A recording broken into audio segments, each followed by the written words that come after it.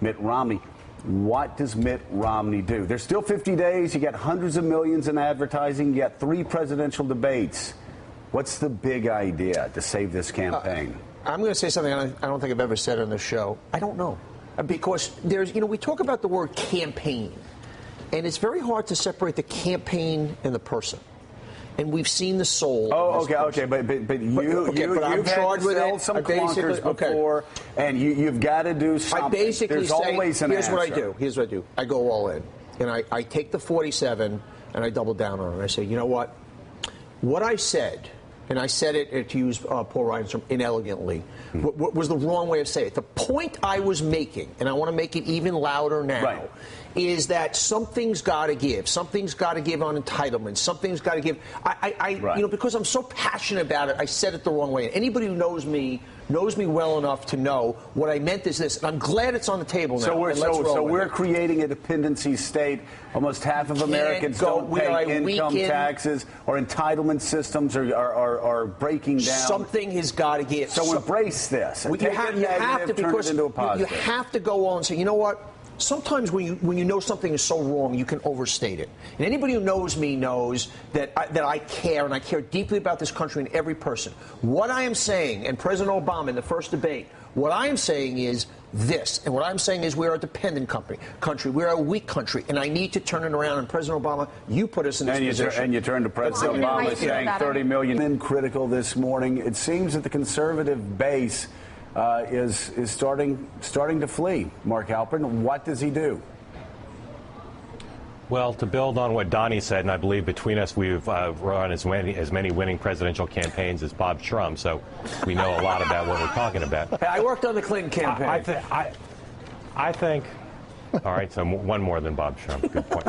I think he's frittered away a lot of opportunities, but I still think his strongest argument, which would find appeal from a lot of people, including Mark McKinnon, writing in the Daily Beast, who's now calling Mitt Romney a deeply cynical man, is it's hard to argue that the president is really well positioned to meet the challenges we face starting in January with the fiscal cliff after 4 years of what he's done. The president's got an argument to make, but I think that's Romney's strongest argument. He doesn't have a great argument based on laying down a predicate to say he'd be stronger. But I think saying, does the middle class want 4 more years of what we've had for the last 4 years, is his strongest argument, and taking on the fiscal cliff and the big debt and deficit issues that he does care so much about. But he's running out of time to do it, because the press right now, I think, would take a narrative of Romney's taking charge of his own campaign. He's talking about what he really believes in.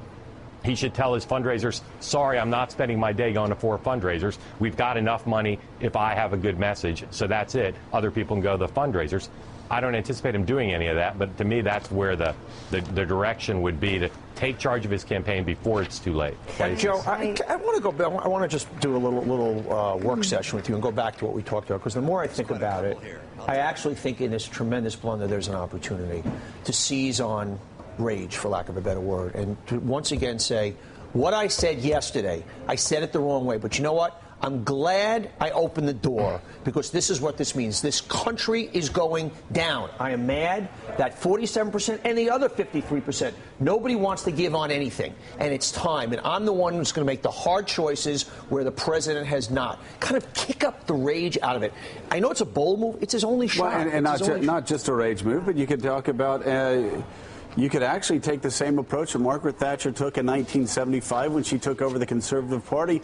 Does England want to be a dependency culture? Exactly. A society of dependence? Or does it want to be an opportunity society? And Thatcher was able to say, damn it, don't listen to what everybody's telling you. I'm telling you, Britain, there's a better way. Well, that's true, and people Joe, followed her. There's a huge difference here. Margaret Thatcher was consistent. Right. She was clear. Yes. And she was who she was on the record, and she was who she was But that's my point. My point. We saw her behind the scenes. We saw the Oz, the curtains being parted.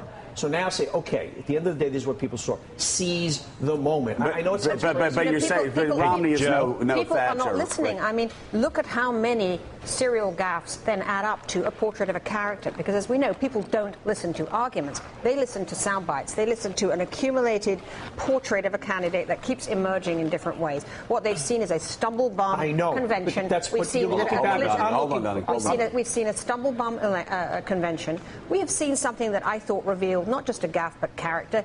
He left out the troops out of his speech at the convention. As usual, Republicans make hay with the troops, use the flag, celebrate the flag, and then they actually forget about the troops. Well, that was actually that Stewart. was a very bad gaffe. It may have been Stewart, but he read Stewart Stevens, and you wonder why why Mitt Romney didn't stop and say, hey, where the hell's the mention of the troops? Why aren't we talking about Afghanistan? Exactly. But Mark, you had a point.